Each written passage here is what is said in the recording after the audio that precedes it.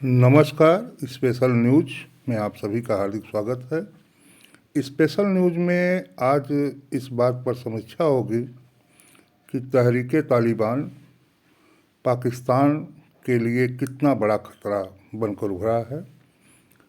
इस पॉइंट पर समीक्षा हो इसके पहले आप सभी से निवेदन है कि कृपया चैनल को लाइक शेयर कमेंट करें, सब्सक्राइब करें। तो आइए कार्यक्रम की शुरुआत करते हैं कि तहरीक तालिबान पाकिस्तान के लिए कितना बड़ा खतरा बन करके उभरा हुआ है और इस खतरे का भारत पर क्या असर पड़ेगा, इस पॉइंट पर विस्तार से समीक्षा होगी। तो तहरीक तालिबान पाकिस्तान की पैदाइश है। यह उस विषैली सोच, विषैली विचारधारा, विषैली आइडियोलॉजी की उपज है तहरीक तालिबान। इसकी घटनाएं लगातार बढ़ती जा रही हैं। यह पाकिस्तान में पहले भी हमले किया करता था, लेकिन जब से अफ़गानिस्तान में तालिबान की शासन हुई है, जब से वहाँ तालिबानी शासक बनकर बैठे हैं, जिसको पाकिस्तान ने ही लाने में उनकी बहुत बड़ी महत्वपूर्ण भूमिका अदा की है और दुनिया से घूम घूम कर तालिबान के लिए मदद भी मांग रहा है। यह उसी की उपज है, उसी की पैदाइश है, उसी की देन है। पूरी दुनिया को परेशान करने के लिए पाकिस्तान ऐसे विषैली जानवरों को,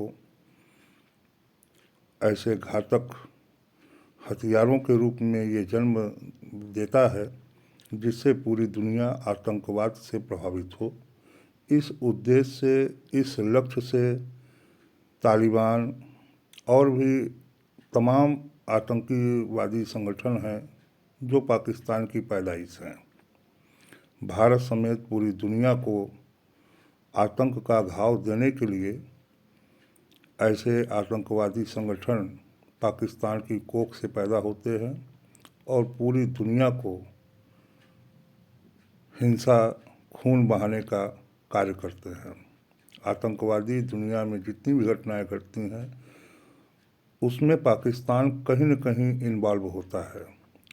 उसी का एक नाग है, एक जहरीला सर्प है जो आज पाकिस्तान को ही डस रहा है। पहले इसका दायरा बहुत छोटा था, ये छुटपुट हमले किया करता था, लेकिन अब इसके हमले इस्लामाबाद से लाहौर तक हो रहे हैं। अभी कुछ दिन पहले लाहौर में इसने धमाका किया है जिसमें कुछ लोग मारे गए हैं और पाकिस्तान अब उस दर्द से कराह रहा है, उससे परेशान है जिसको इसने पैदा किया है। तो इससे एक बात तो साबित होती है कि नागों को पाला तो जा सकता है, लेकिन उन पर नियंत्रण रखना बहुत ही कठिन होता है। वही आज पाकिस्तान के साथ हो रहा है। तो तहरीक तालिबान यह अफ़गानिस्तान तालिबान का ही भाई बंधु है। उसी के सह पर यह आज पाकिस्तान में हमले बढ़ा रहा है। इसका सीधा सीधा मानना है कि जिस तरह अफ़गानिस्तान शरीयत के हिसाब से शासन कर रहा है, उसी तरह से पाकिस्तान में भी इस्लामी शरीयत के अनुसार शासन हो।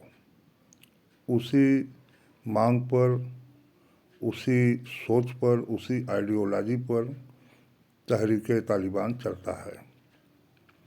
अब इसके दायरे लगातार बढ़ रहे हैं और ये लगातार अपना दायरा बढ़ाता जा रहा है और जिस तरह से ये पाकिस्तान पर हावी होता जा रहा है, जिस तरीके से इसके दायरे बढ़ते जा रहे हैं, जिस तरीके से इसके सपोर्टर बढ़ते जा रहे हैं, तो हो सकता है कि पाकिस्तान के अस्तित्व के लिए तहरीक तालिबान खतरा हो।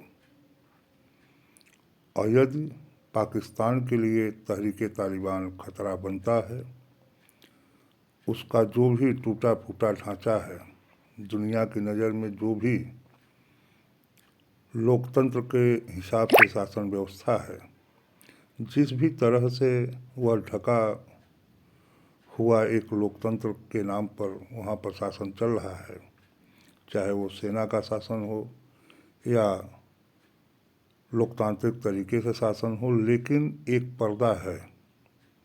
उस पर्दे के आड़ में पाकिस्तान जो भी कार्रवाई करता है, लेकिन आड़ लेकर करता है। लेकिन तहरीक तालिबान जो भी करता है वो सीना ठोक कर करता है।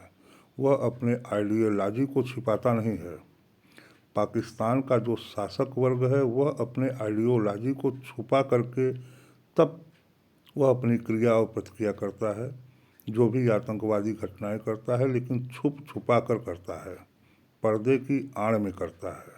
वही तहरीक तालिबान जो भी करता है उसको सीना खोल कर करता है और अपने इरादों को वो छुपाता नहीं है। अपने इरादों को जाहिर करता है कि हम क्या चाहते हैं, हमारे उद्देश्य क्या हैं, हमारे लक्ष्य क्या हैं, हम किस विचारधारा, किस सोच, किस आइडियोलॉजी पर काम करते हैं। उसका एक क्लियर कट उनकी सोच है कि शरीयत के हिसाब से पाकिस्तान में शासन हो। यह उसका मूल उद्देश्य है। उस मूल उद्देश्य पर ही तहरीक तालिबान काम कर रहा है। वह उद्देश्य जिस तरीके से अफ़गानिस्तान में शरीयत के हिसाब से शासन है, वही शरीयत, वही शासन, वही व्यवस्था वह पाकिस्तान में भी चाहता है। अब सवाल ये उठता है कि यदि तहरीक तालिबान पाकिस्तान पर हावी होता है या उसके दायरे बढ़ते हैं, तो वो भारत के लिए कितना बड़ा खतरा होगा और पूरे दुनिया के लिए कितना बड़ा खतरा होगा, यह सोचने और विचारने का प्रश्न है। इसका दायरा बढ़ना न तो भारत के लिए उचित है, न तो पूरी दुनिया के लिए उचित है। लेकिन जिस तरह से इसके दायरे बढ़ते जा रहे हैं, जिस तरह से इसके सपोर्टर बढ़ते जा रहे हैं, उससे ऐसा लग रहा है कि पाकिस्तान के आने वाले दिन बहुत अच्छे नहीं हैं। लगातार पाकिस्तान के अस्तित्व के लिए खतरा पैदा हो रहा है, क्योंकि ये आइडियोलॉजी किसी नेशन में विश्वास नहीं करती। वह दुनिया को दो भागों में विभाजित करती है, एक इस्लामिक, एक गैर इस्लामिक। जहाँ इस्लाम नहीं है वहाँ इस्लाम नाफिज करना, जहाँ इस्लाम है लेकिन वो शरीयत के हिसाब से नहीं है, वहाँ पर शरीयत के हिसाब से शासन नाफिज करना, यह इस आइडियोलॉजी का लक्ष्य है, यही इसका उद्देश्य है। पाकिस्तान अपने जन्म से